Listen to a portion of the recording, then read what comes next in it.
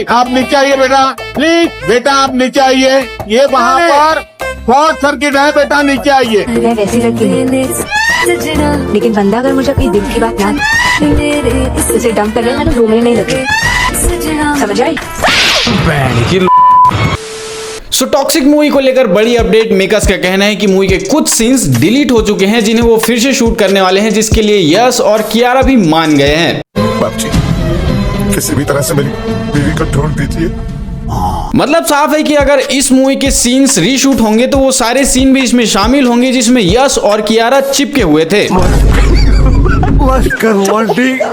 Well तबाही song के आने के बाद सोशल मीडिया में एक बीमारी फैल गई है जिसमें कोई कहता है कि इसने ऊपर ऊपर से नहीं करा, तो कोई कह रहा है कि रॉकी ने टॉक्सिक के नाम पर बड़ा वाला रॉकेट बना दिया। लेकिन मुझे अभी तक ये समझ नहीं आ रहा है कि अभी तक तो मूवी रिलीज भी नहीं हुई है, क्या पता वहां रॉकी ने पूरा पकोड़ा ही तल दिया हो, जिसमें 4 बड़े पकोड़े हैं। लेकिन वो ग्लिम्स वाले पकोड़े को लेकर सोशल मीडिया में पहले ही हंगामा हो चुका है, और इतना हो चुका है कि एक्ट्रेस ने अपना आईडी ही डिलीट कर दिया। पता नहीं इसे थिएटर में देखने के बाद लोग विदेश का प्लान ना बना ले। खैर जो भी हो, लेकिन यश और मेकर्स इस बात से बेहद खुश भी हो रहे होंगे और दुख भी। खुश इसलिए हो रहे होंगे क्योंकि मूवी का फ्री में ताबड़तोड़ प्रमोशन चल रहा है। किसी भी मूवी क्रिटिक्स को इन्हें पैसे देने की या पेड प्रमोशन करने की जरूरत ही नहीं पड़ रही है। मैं तो कहता हूं कि जितने भी मूवी के गाने हैं उन्हें 2 हफ्तों के अंदर अंदर रिलीज कर दो, स्टोरी प्लॉट जाए भाड़ में। एंड अगर गानों की कमी भी पड़ रही है तो साचित वर्मा और जुबिन नौटियाल से भी गाने गवा दो। बाकी फुटेजेस के लिए तो मेकर्स रीशूट कर ही रहे हैं।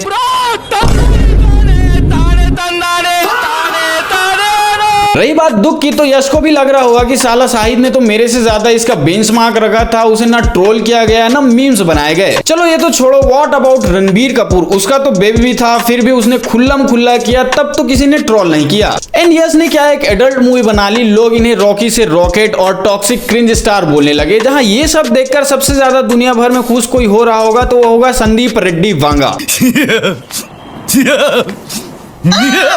जिसने इस आतंक को पूरे मार्केट में फैलाई। क्योंकि उस टाइम पर भाई अकेला क्रिटिक्स को संभाल लेता था, लेकिन अब संभालने के लिए उसने आदित्य धर और लेडीज डायरेक्टर गीतू मोहनदास को काम पे लगा लिया। इवन उन्हें भी कुछ नहीं करना पड़ता, ये दोनों बस कंटेंट डिलीवर करते हैं। ऑडियंस उन्हें चूज करके लेफ्ट लॉबी और राइट लॉबी में फेंक रही है। जहां स्टॉलिंग में कियारा का भी समझ में आ गया, यश का भी समझ में आ गया, लेकिन इसमें सिद्धार्थ मल्होत्रा को बीच में नहीं लाना था। मतलब लिटरली लोग उन्हें टैग कर रहे हैं अपने मीम्स में, जिन्हें शायद ये एक्सपेक्टेशन भी नहीं रही होगी। ही जस्ट सपोर्ट हिज वाइफ। और एक तरीके से देखा जाए तो इसमें मेकर्स का ही फॉल्ट है कि उन्होंने कंटेंट को पीछे रखकर एडल्ट सीन्स को आगे रखा। मतलब मूवी जब से अनाउंस हुई तब से इनका ऑरा 1000 प्लस था। इवन इन्होंने 4 साल का समय लिया। हॉलीवुड स्टंट डायरेक्टर जिन्होंने जॉन विक में काम किया उनके साथ 3 महीने शूटिंग करी। डीनेज वीएफएक्स कंपनी को भी अप्रोच किया, बट जब बर्थडे ग्लिम्स निकाला तो उसमें कपड़े भी निकले हुए थे। खैर वहां तक भी ठीक था, बट टीजर में भी वही सब दिखा। स्टोरी प्लॉट कहां था पता नहीं। और जब सॉन्ग रिलीज किया तो उसमें तो और भी ज्यादा हिंट मिल गया ऑडियंस को इसे ट्रोल करने के लिए। दूसरा बड़ा रीजन मूवी का पोस्टपोन होना हो गया। अगर मूवी 4 जून को ही रिलीज हो जाती तो शायद ऐसा नहीं होता। खैर जो भी मूवीज अभी तक अपकमिंग मूवीज की लिस्ट में आई है वो ट्रोल हुई। So it's just normal thing for as an artist, क्योंकि शायद जब तक कंटेंट को ऑडियंस लॉक नहीं करेगी वो इन्हीं सब हरकतों पर ध्यान देगी। एंड यही रीजन था कबीर सिंह और एनिमल मूवी के एडल्ट सीन होने के बाद भी ट्रोल ना होने का। उन मूवीज में भी ये सब सीन्स थे, लेकिन उनमें उतनी ही ज्यादा स्टोरी डेप्थ,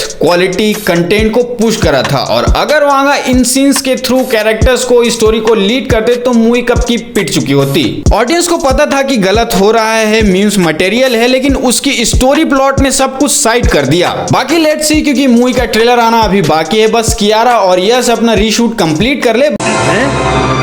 क्या? बाकी इस वीडियो में इतना ही। मिलते हैं नेक्स्ट वाले में, तब तक के लिए बाय बाय।